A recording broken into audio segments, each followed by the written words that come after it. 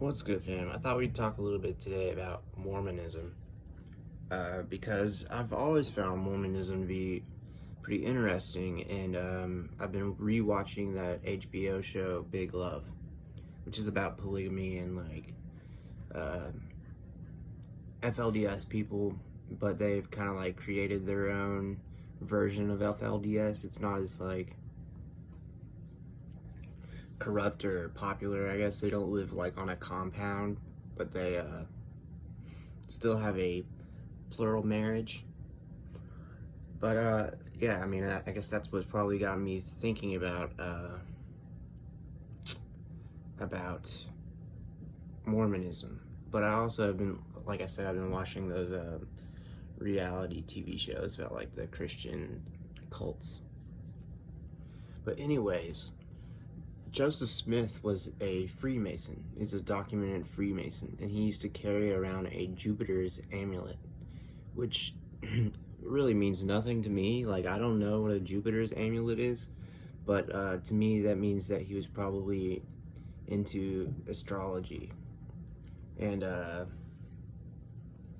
astrological characters. If you look at Mormon temples, the Mormon baptismal halls, or like baptism pools that they have, are big bowls or cauldrons on the backs of bulls, which to me is an obvious it's like an obvious Taurus reference,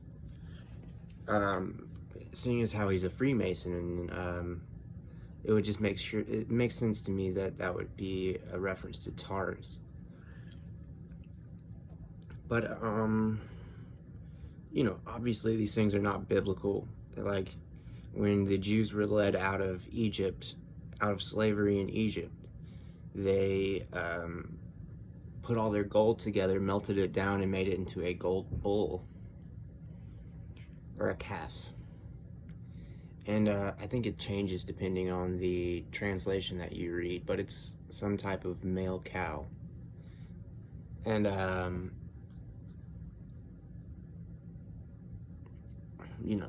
that's blasphemous. It's a graven image. Anything that you worship above God, anything that you worship that isn't God, is blasphemous. And I think a lot of times, iconography can be a form of worship.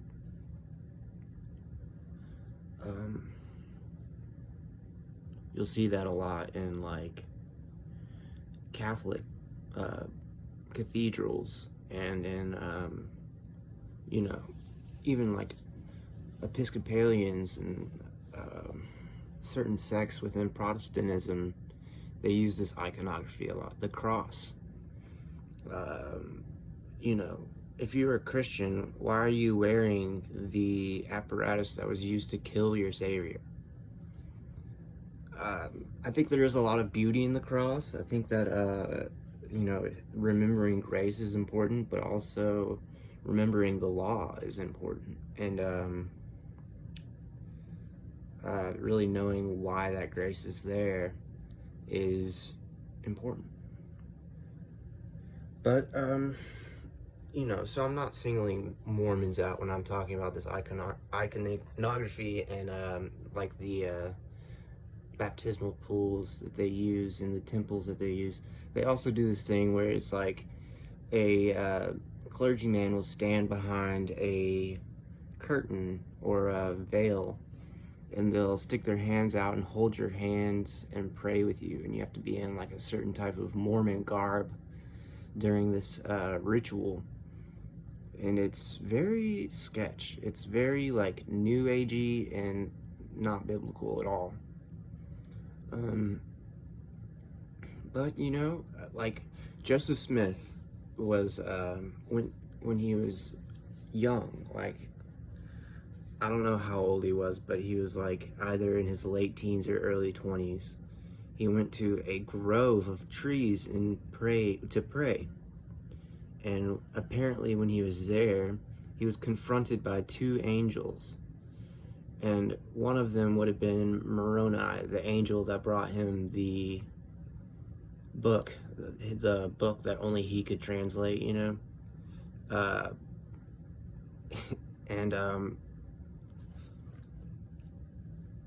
you know, it's just sketch. It's super sketch, but I've had so many like supernatural experiences. I would say, like, not like when angels confront me and like tell me that the ways that the world is messed up. I mean, that's way beyond anything that I've ever experienced. But I do know what it's like to kind of feel like God's talking to you or something. You know what I'm saying? And so I understand how people can buy into this. I do understand it. But I think that the conflicting the things that conflict with the Bible so much. If you look at the Old Testament and then you look at the New Testament is basically just confirming the Old Testament. Even the Quran, a lot of it is just confirming um, previously written scriptures. I'm not like saying that the Quran is great either. There are problems with it as well. But the Book of Mormon really goes off of the beaten path. Um, you know, they believe that like Lucifer was Jesus's brother, and like that, and they've like annulled some of these principles, but they used to believe in the beginning of Mormonism, like the more wives and children that you had, the better your situation would be in heaven. And I'm not particularly against polygamy. I'm not particularly against it. Like, I would never choose to be a polygamist. Like, I can't handle one woman, you know what I mean? But, like,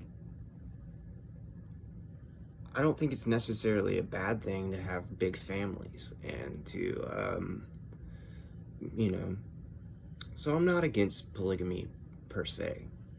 I am against saying that being a polygamist makes you a better person than me, or anyone for that matter.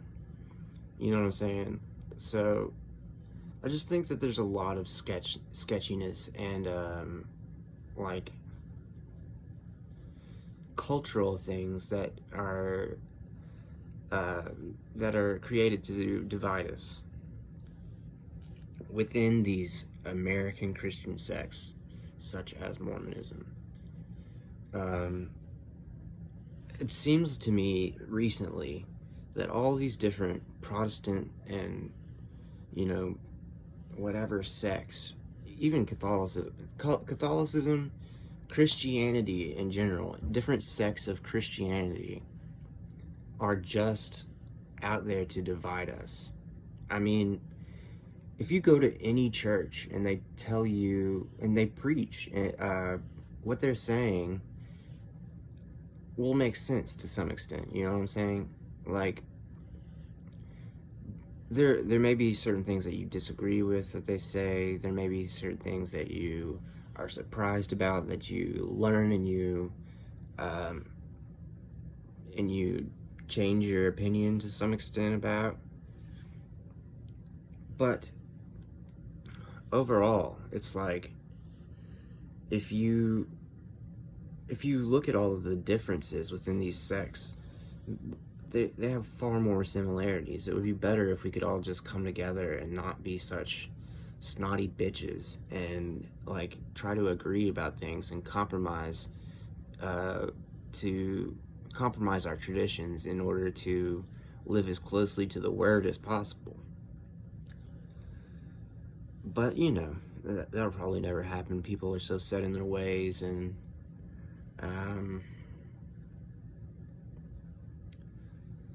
it's just unfortunate, you know, as is the state of the world. But there's beauty in everything. I love you guys. Feel free to like or share this. Peace.